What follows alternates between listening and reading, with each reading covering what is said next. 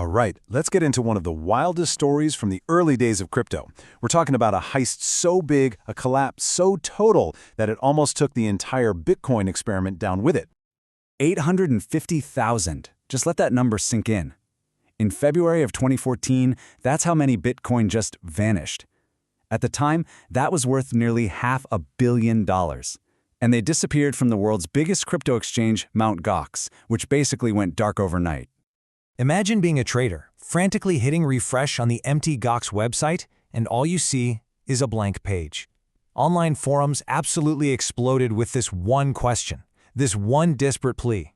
An entire fortune had disappeared, and for a minute there, it felt like the whole idea of Bitcoin was about to die.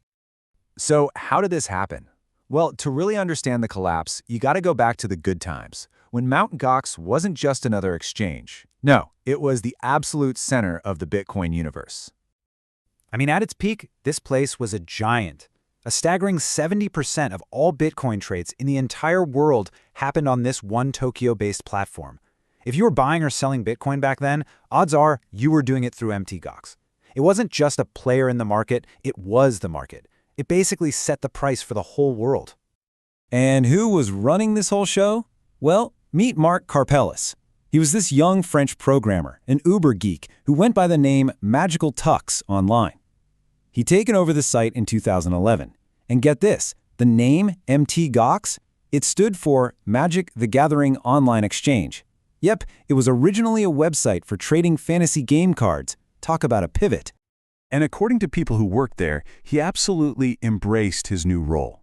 He wasn't just a CEO running a company. In his mind, he was ruling a digital kingdom, and he really, really liked being called the king of Bitcoin. So on the outside, everything looks great, right? A thriving empire, a digital king. But underneath the surface, a disaster was already happening in slow motion.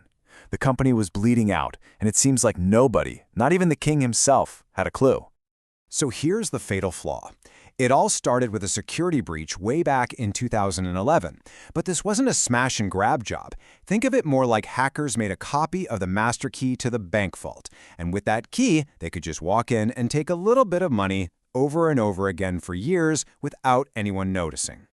Now you're probably wondering, how on earth did nobody notice hundreds of millions of dollars walking out the door? Well, the simple answer is it was pure chaos inside the company. For a place handling that much money, the way it was run was just shocking.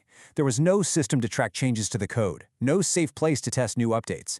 And if something broke, only the CEO could approve a fix, which sometimes took weeks. A complete mess. That's how one of the employees described it. And because everything was so disorganized, this slow, steady theft was basically invisible. It just got lost in the noise of all the other daily glitches.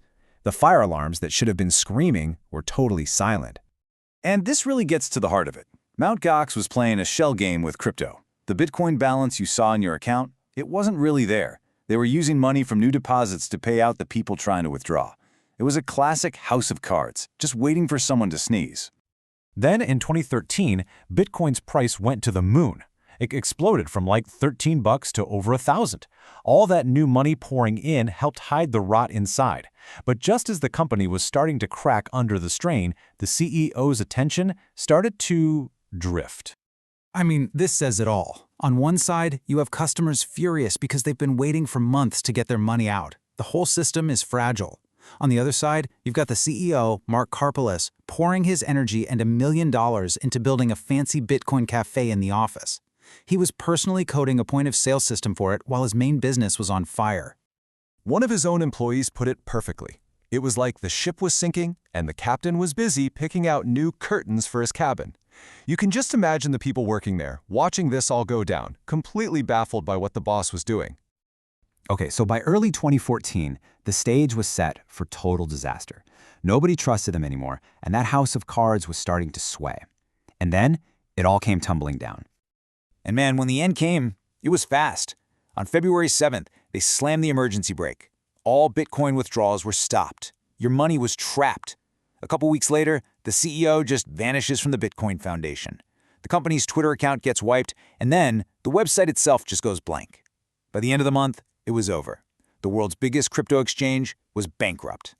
So what was the official story? Mt. Gox tried to blame Bitcoin itself. They pointed to this weird technical bug. But here's the thing. It was a known issue, and all the other exchanges had already figured out how to work around it. So to everyone else, it just sounded like a really flimsy excuse for their own failures. The panic wasn't just online anymore. We're talking about people's life savings. They started showing up in person, standing outside the headquarters in Tokyo with signs, just begging for answers from a company that had gone completely silent. So with the exchange in ruins, the big hunt began. Everybody wanted to know, where did the money go and who was responsible for all this? Well, it took years, but investigators started to connect the dots. Mark Karpelès was arrested, but, and this is a key detail, he was convicted of messing with data to hide the losses, not for the actual theft. The trail eventually led to another exchange used for money laundering, and then finally, the US charged 2 Russian nationals with the original hack. The conclusion? It was an outside job that was only possible because of catastrophic failure on the inside. But then there's this unbelievable twist. During the bankruptcy process, Mark Karpelès himself found $200,000 of the missing Bitcoins. They were just sitting in an old, forgotten digital wallet. It was like finding a buried treasure chest, and it gave a tiny glimmer of hope to the thousands of people waiting to get their money back. The collapse of Mt. Gox completely changed crypto. It was so spectacular that it burned this one phrase into everyone's memory. Not your keys, not your coins. It's a simple idea. If you don't personally control the private keys to your crypto, you don't really own it.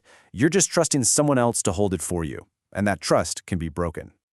Mt. Gox was crypto's first huge public disaster. It taught millions of people a really hard lesson about the difference between a decentralized idea, like Bitcoin, and the very centralized, very fragile companies we use to trade it. Its ghost still haunts the industry. It's a constant reminder that even the biggest names can disappear in a flash. And it leaves us with a big question. Have we really learned enough to stop it from happening all over again?